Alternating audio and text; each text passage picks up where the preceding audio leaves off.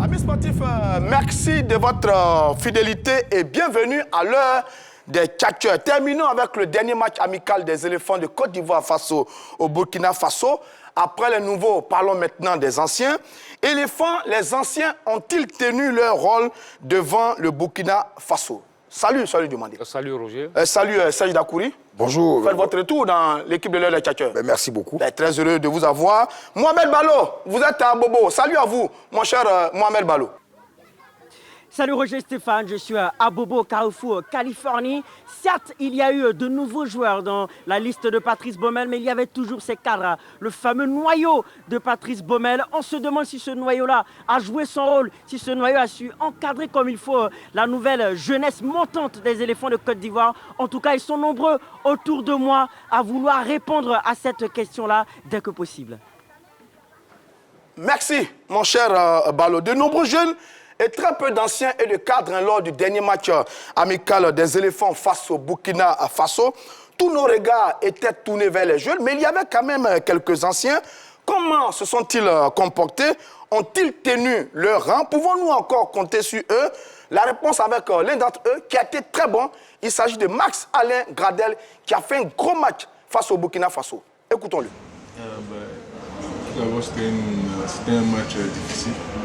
Parce qu'on sait que toutes les nations qui viennent jouer contre la Côte d'Ivoire, ces équipes-là jouent à fond, des fois à 200%.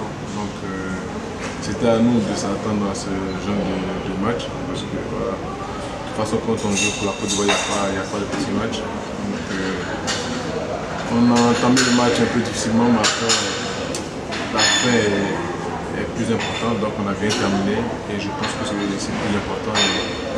Sur la question des duels et des engagements et tout, c'est normal. Le Burkina il vient pour gagner et nous aussi on ne doit pas se laisser faire chez nous, donc ce qui explique qu'il voilà, y a des engagements, il y a beaucoup d'engagements et beaucoup de tensions, mais ça reste un match avec un pays voisin. Je félicite déjà tout le groupe. Et il y a beaucoup de jeux et c'est pas facile de jouer au niveau international, mais ils ont su s'adapter, ce qui prouve aussi la maturité du groupe. Et vous avez vu que le coach il a fait beaucoup plus de changements et donc ça montre aussi la qualité et la force du groupe. Et tout le monde peut jouer et c'est ça qu'on retient. Et vous avez vu que voilà, les entrants, ceux qui étaient sur le banc, ils sont rentrés aussi, ils nous ont apporté, ils ont su faire la différence. Donc c'est très important et on a un groupe super bien, on vit bien, on se comprend et l'atmosphère est super bien et ça c'est le plus important. Et comme j'ai dit, voilà, on était tous contents à la fin du match d'avoir gagné le match, même si ça n'a pas été facile. Mais ce qu'on retient, c'est la victoire à la fin. Mais ce qu'on retient, c'est la victoire à la fin. Les propos de Max Alain Gradel, l'attaquant de Sivasspor en Turquie, au micro de nos amis de FIF TV. Alors, soyez demandé sur ce match et sur Max Alain Gradel, sur le premier élément, est-ce que les cadres sont en voie de disparition dans cette équipe des éléphants de Côte d'Ivoire? Oui, les cadres sont en voie de disparition, on peut le dire maintenant parce que quand tu regardes le 11 rentrant face au Burkina, et il y avait Gradel, il y avait Kessié, c'était le véritable cadre de cette équipe-là. Donc il y a eu beaucoup de jeunes, mais comme on l'a dit, c'est le match test.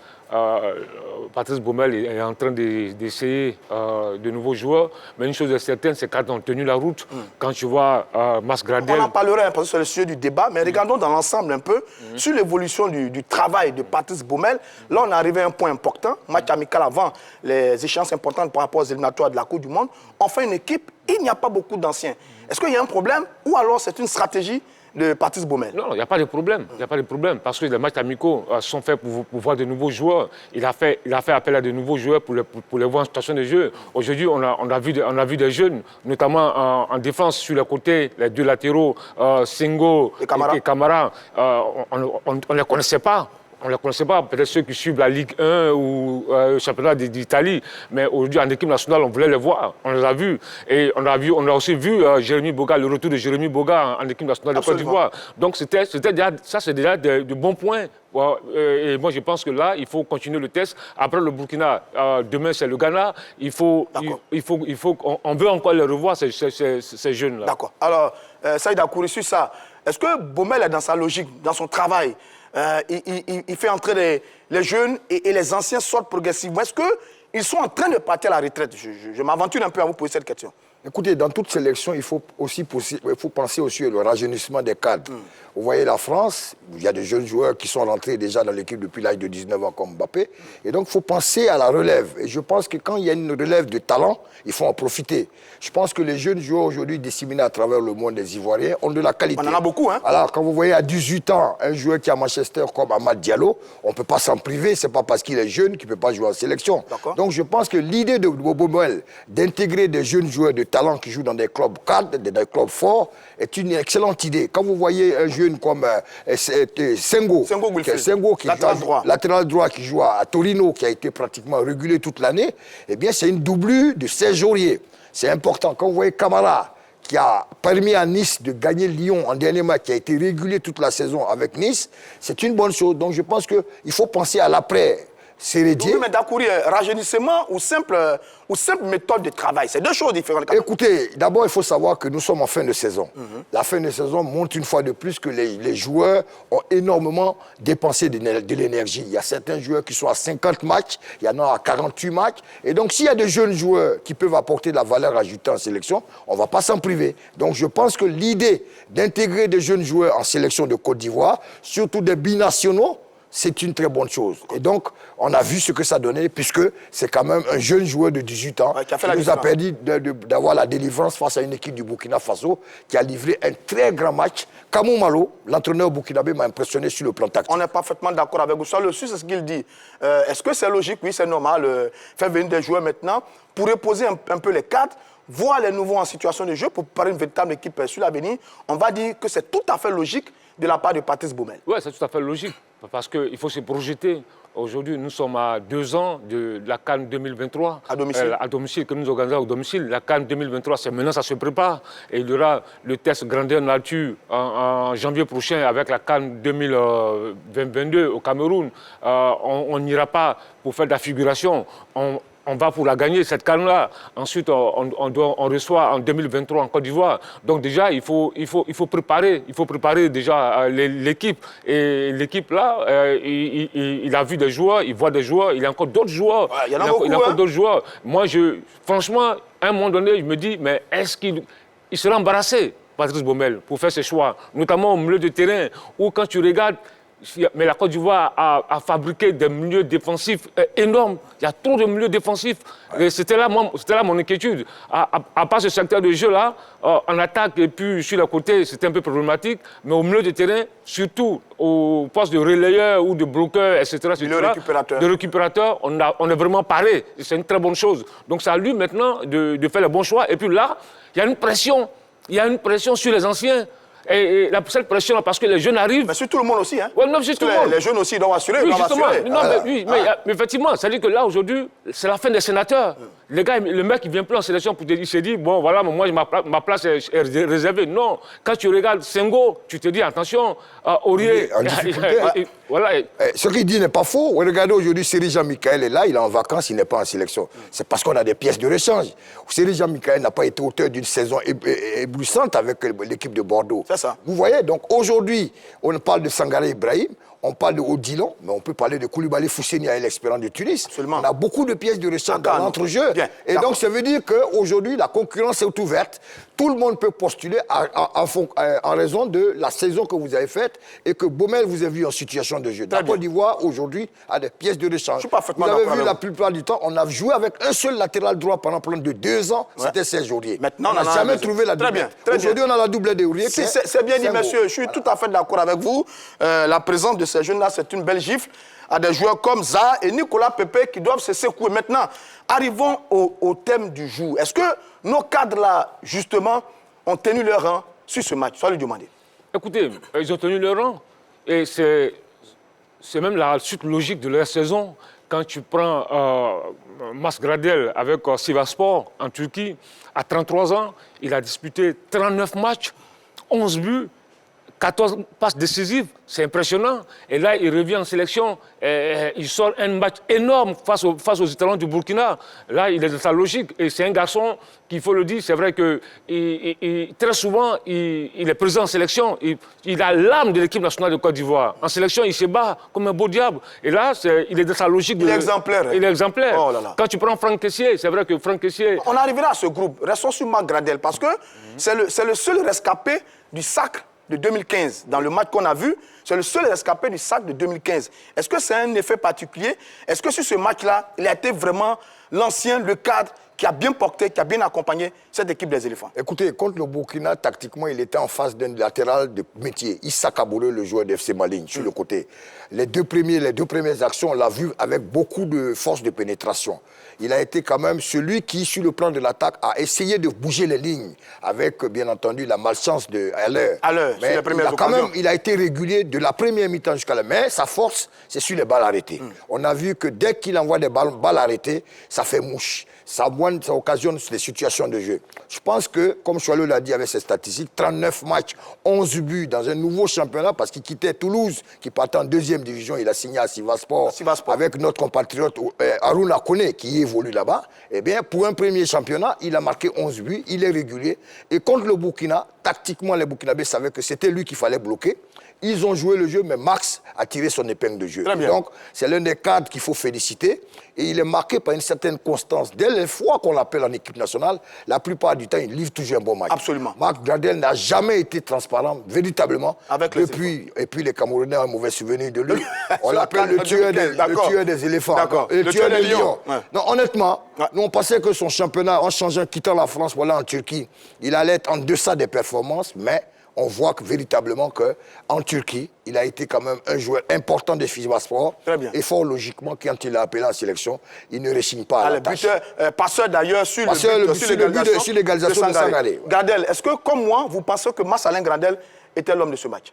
Moi, non, absolument, il a été l'homme. Pour moi, il a été l'homme du match. Parce que, souvenez-vous même, en première période, sur sa frappe, la sortie du gardien de Hervé Kofi, c'était une action de but. Ensuite, on l'a vu percuter. Et défensivement, il était présent.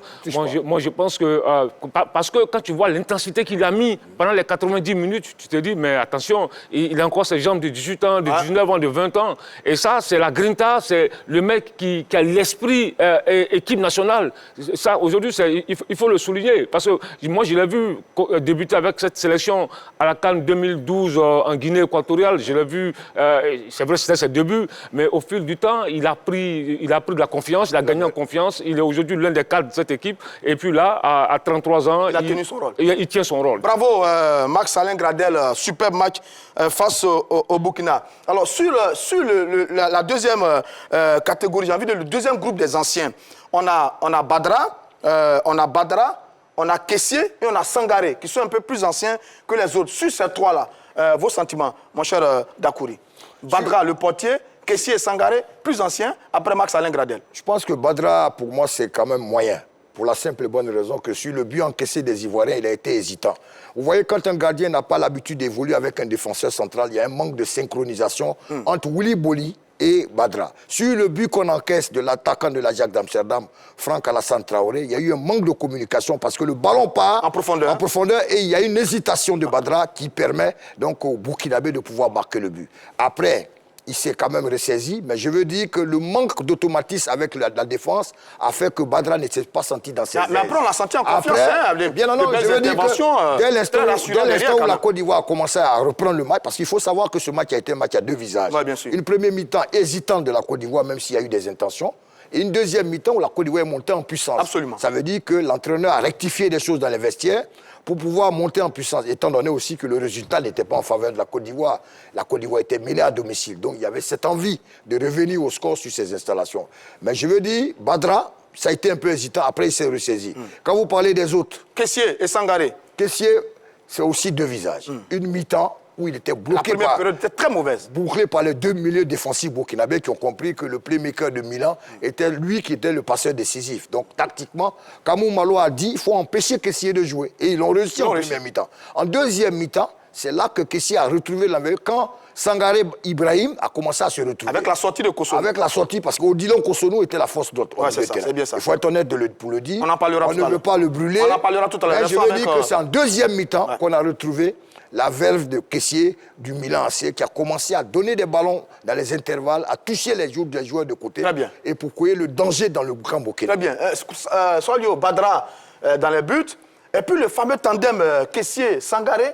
Ce tandem-là commence à donner plus d'assurance. On avait découvert en quart de finale face à l'Algérie en 2019 à la Coupe d'Afrique. Mais là, depuis, ces deux garçons-là, à mon avis, font de très belles choses dans le milieu défensif des éléphants de Côte d'Ivoire. Oui, absolument. D'abord, on parlait de Badra, Ali Badra. C'est vrai qu'on avait souhaité qu'il soit titularisé au cours de ce match. Et je souhaite encore qu'il soit titularisé face au Black Star du Ghana, parce qu'on a envie de le revoir. Sur le match contre le Burkina, il a été très moyen, il faut le dire tout net. Même au-delà du but dont on parle, Seyd Dakouri, le mauvais placement de les deux défenseurs centraux. Oli et Sinali, et dans ce duel-là qui perd le duel. Bon, au-delà de cela, il y a un problème de communication. Mais il y a une action où il entrait en contact avec Boli. Boli, il aurait pu se parler là. Il aurait pu se parler. Voilà, ça manquait, la communication manquait entre eux. Maintenant, il a eu des sorties balles au pied pour empêcher les Burkinabés de mais quand même, il a perdu son seul duel. Sur le but, le seul duel qu'il avait avec l'attaquant, il a perdu. Et il faut reconnaître qu'il n'a pas été inquiété dans ce match. Donc c'est pourquoi je dis, on a envie de le revoir. Parce qu'on a envie de le revoir pour le juger réellement. Rapidement, Kessié Sangaré. Sangaré, vous savez, c'est un duo qui a été intéressant pour moi. C'est vrai qu'en première mi-temps, Kessié était un peu en dessous, mais c'est un duo qui a été intéressant parce qu'on a vu la capacité de ce milieu à changer de forme. Vous avez vu cette liberté, ils ont une liberté qui leur permet de se projeter.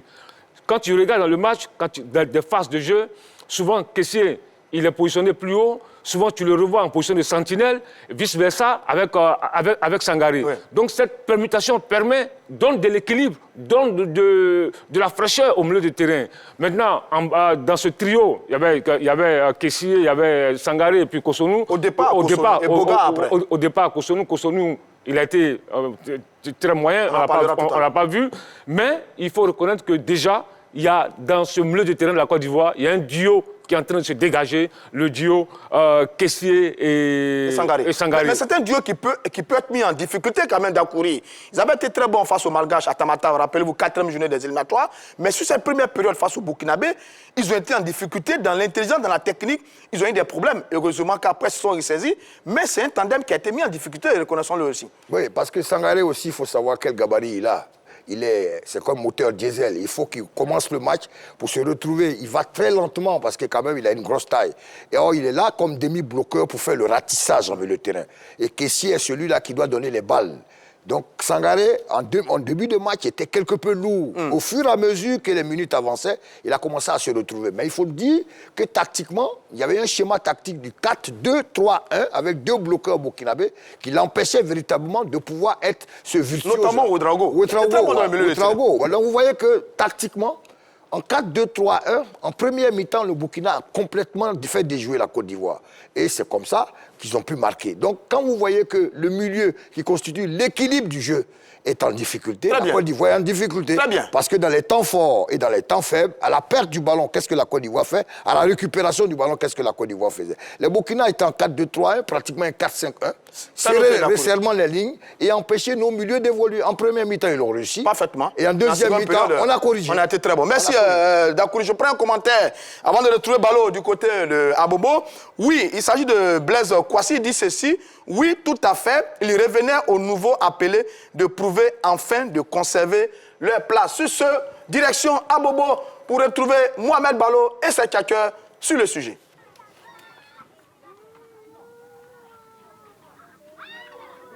Et oui, Roger Stéphane, première chose deux, ils sont là. Alors Arthur, est-ce que les cadres de l'équipe nationale de Côte d'Ivoire ont tenu leur rôle pour ce match face au Burkina?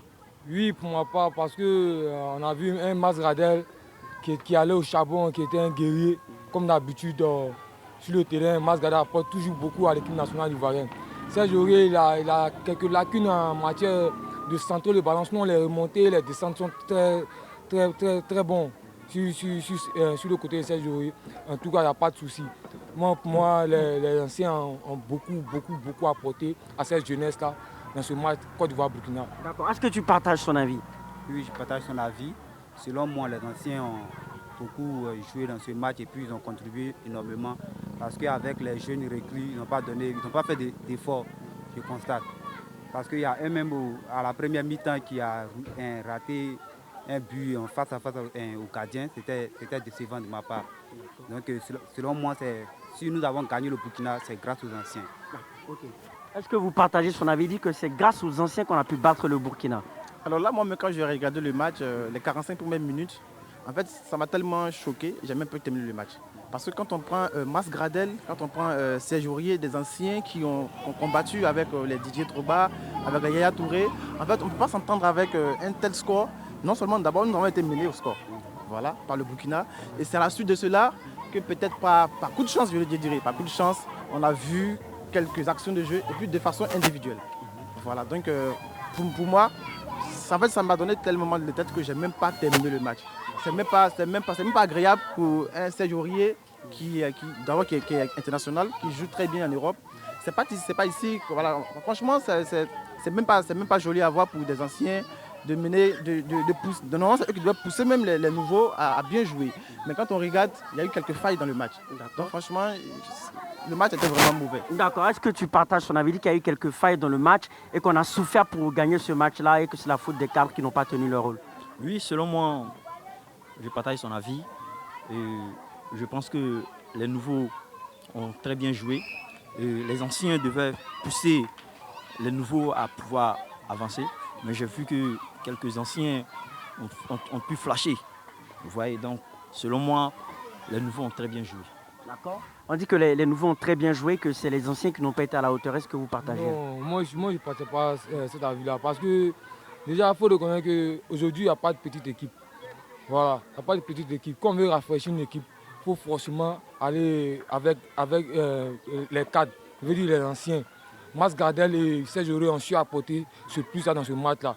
Raison pour laquelle, de 1-0, on est remonté à la deuxième mi-temps. Et puis en début de mi-temps, c'est pour dire quoi, les anciens ont pu donner des conseils aux jeunes là qui sont réveillés. Ça a apporté un plus à la deuxième mi-temps.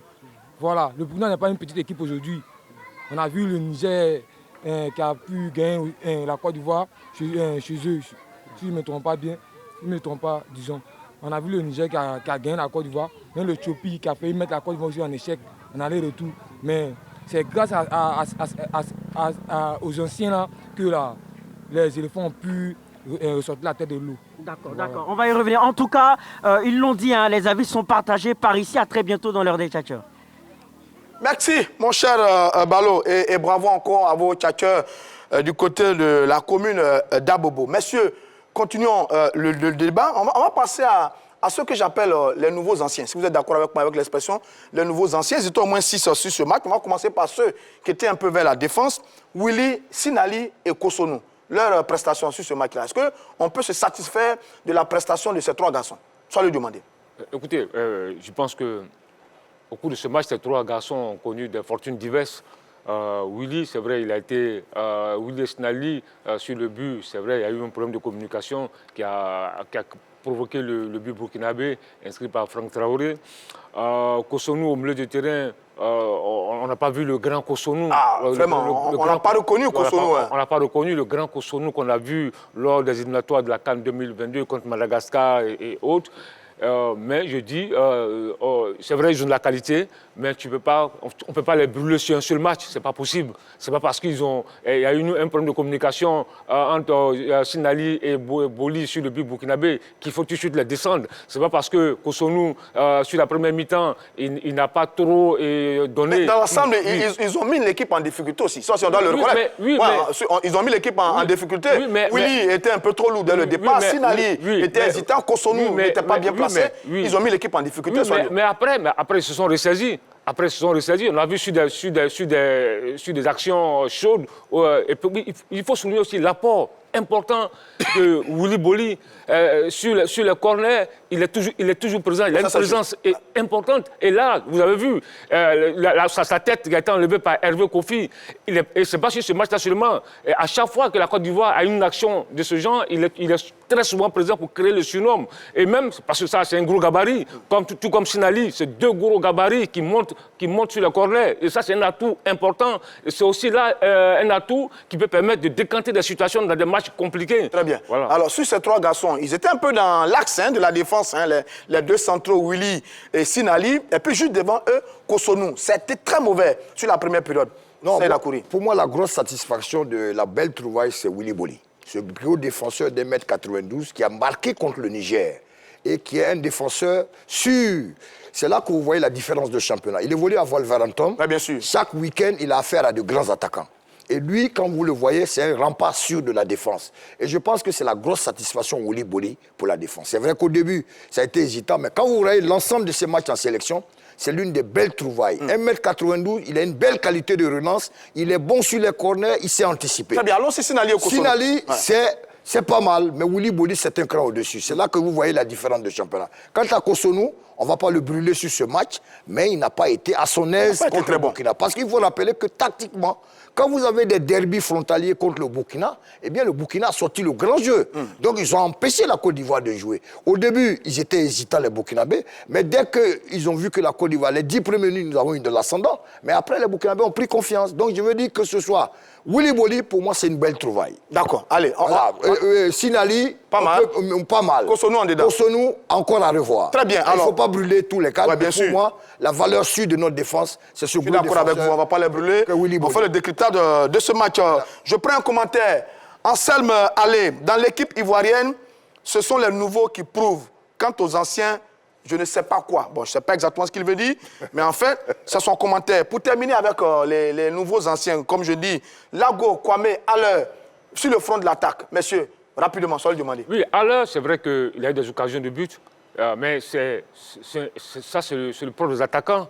Un attaquant, il se crée toujours des occasions de but. Un attaquant qui ne se crée pas d'occasion de but, ce n'est pas un attaquant. Là, il s'est créé, mais maintenant, il a eu la justesse technique sur ces actions-là. Il a eu une action où la prise de balle n'a pas été bonne, mais ce n'est pas pour autant... On l'aime tous à l'heure, mais il a été très maladroit. Non, il a été très maladroit et il nous a gâché vraiment de belles occasions. N'imposez pas votre point de vue à Cholet. Non, mais c'est ton point de vue. Ça, c'est ton point de vue. Mais attends, sur les actions, même Pelé a raté des occasions de but. Même Didier Drogba a raté des occasions de but. Même Mbappé, il a des ratés. Benzema, il a des ratés. Mais attends, mais c'est pas. Laisse-moi terminer quand même. Donc, c'est pas sur ça qu'il faut le brûler, parce qu'il rate un contrôle, parce qu'il rate une occasion de but. Entendez-vous rappeler qu'il a marqué des buts importants pour l'équipe nationale de Côte d'Ivoire. Contre Madagascar. À ses débuts, oui. À ses débuts, oui. Et puis, comme vous l'avez dit, c'est un nouveau ancien. Donc, c'est ceux-là qu'on veut revoir. Et à sa force de jouer sur ce maillot-là qu'on va voir, qui vont s'imposer. Donc, sur ce match-là, c'est vrai, il n'a pas été brillant, mais il faut reconnaître qu'on ne peut pas le brûler sur ce match. Et maintenant, quand vous parlez de Lago Junior, c'est vrai que Lago Junior, il faut le dire tout net, il a été très moyen. Ouais. Très moyen. Bon bagarreur, percutant, mais pas efficace. Mais il a une qualité, c'est son replacement. C'est-à-dire qu'à la perte du ballon, voici quelqu'un qui vient fermer son couloir. Et souvent, vous savez, les entraîneurs aiment ce genre de joueur. Ce genre de joueur. Ce n'est pas un garçon qui va prendre le ballon, qui va dribbler un ou deux, trois joueurs. Non, mais dans son replacement, il apporte beaucoup. Il nous reste plus assez de temps. Rapidement, sur les 3 garçons là, cités, Lago, Kwame, Haller, rapidement. Ça veut aussi être un défenseur de Haller, même s'il n'a pas fait un très bon match. Haller a eu affaire à deux gardes de corps imposants, notamment Youssoufou Dao, le défenseur burkinabé de Berkane, et Edmond Tassoba de Bayer Leverkusen. Il avait 2 costauds qui ont compris que c'était lui l'arme fatale. Donc il fallait le museler. Mais on a vu son abattage, on a vu sa présence. Ses appels de balle. C'est vrai qu'il avait été gagné par la malchance contre le Burkina, mais c'est un attaquant de poids. On a vu ce qu'il a apporté à l'Ajax d'Amsterdam, qui est champion. On voit que c'est un bagarreur et c'est cette pièce maîtresse dont nous avons besoin.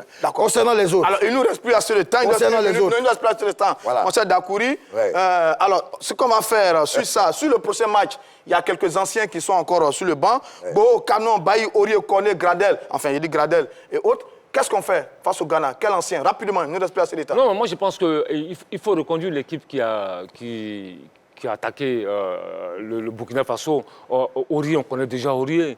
On connaît déjà... Pour vous, on doit reconduire la dernière équipe. On veut revoir ces jeunes-là. On a bien compris. Et vous? Non, moi je pense qu'il faut avoir une colonne vertébrale précise. C'est vrai qu'il faut apporter des jeunes joueurs, mais il faut qu'il ait sa colonne vertébrale précise. C'est ses défenseurs, ses milieux étant. Il faut apporter de jeunes joueurs, mais je pense qu'il y a des anciens qui méritent d'être là. Parce que l'équipe nationale ne se retrouve pas très souvent. Il faut mettre des automatismes avec une colonne vertébrale bien précise, une équipe où on a au moins 5 ou 6 joueurs qui jouent pratiquement toujours ensemble, tout le temps, et les autres qui intègrent. C'est important. Mais la colonne vertébrale, elle se dessine déjà. Oui, c'est dessine, mais je veux dire... Quand tu regardes Boli, quand tu regardes Boli Dallas, tu vas francaisser, tu vas aller à la pointe.